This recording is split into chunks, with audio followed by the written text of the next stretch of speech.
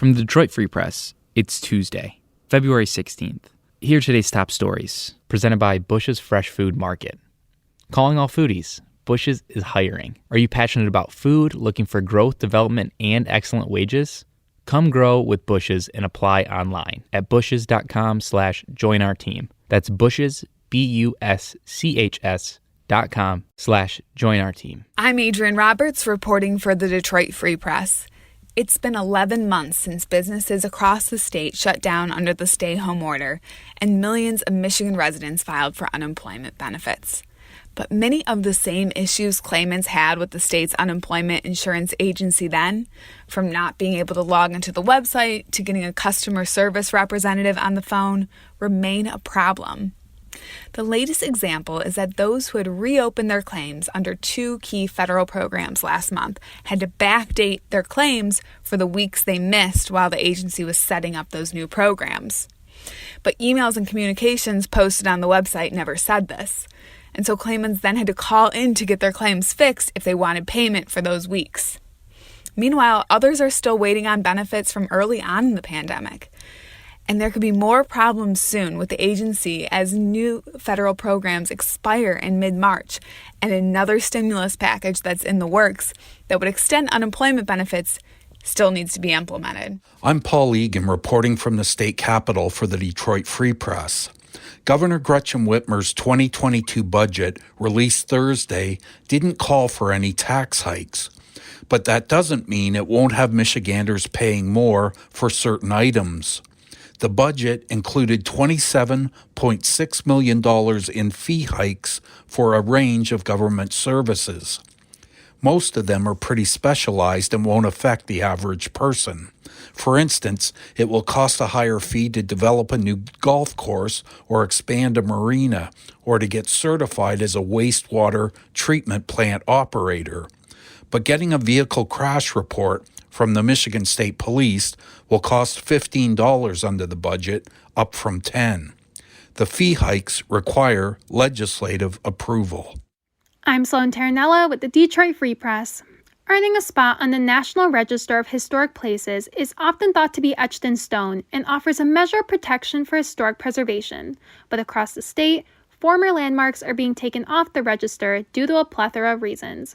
In 2020, the Grand Riviera Theater in Detroit, the Flint Brewing Company, the Fenton Seminary, the Bay de Noche Lumber Company waste burner in Nema Township, the Alvin Clark Schooner in Menominee, and the Beechwood Store in Iron River were all taken off the register.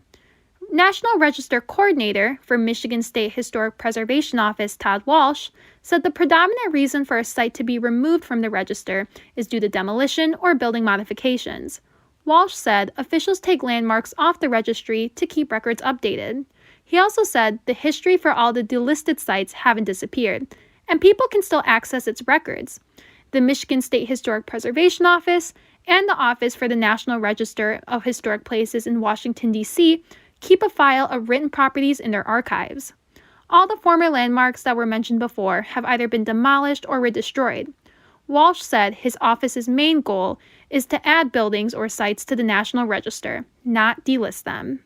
Hello, and all aboard for a story about Amtrak. I'm Detroit Free Press writer Bill Leitner, and I've got some key news about Amtrak. First, it's probably safer for most travelers to go on Amtrak with its strict social distancing and mask rules than by air. Second, Amtrak trains are going faster with new locomotives. Finally, you may already know about Amtrak's annoying habit of being late, especially on the route from Chicago to Detroit and Oakland County. Now, the rail service is asking Congress to help fix that problem. Get the details in my story on freep.com. I promise you a quick trip. I'm Kirkland Crawford with the Free Press Sports Department, looking at the roster of the Detroit Pistons, and it's about to get a little thinner and a lot less expensive one way or another, as Blake Griffin and the Pistons have come to an agreement. Blake won't play for the Pistons again this season, as the team either tries to trade the former All-Star or figure out some other way to get him to another team. There are some caveats, though. Griffin, 31, has struggled with injuries the last few seasons and hasn't looked quite like himself this year, averaging just 12 points per game. And Once the most feared dunker in the game, he has not had a slam dunk this season. And then there's the contract. Griffin has a player option for nearly $39 million next season, a hefty price tag for a player that's not quite as explosive as before.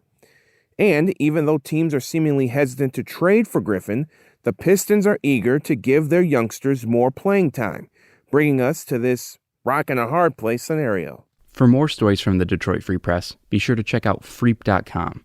That's FREEP.com. If you're a fan and want to support our quality local journalism, subscribe. Go to freep.com/special offer.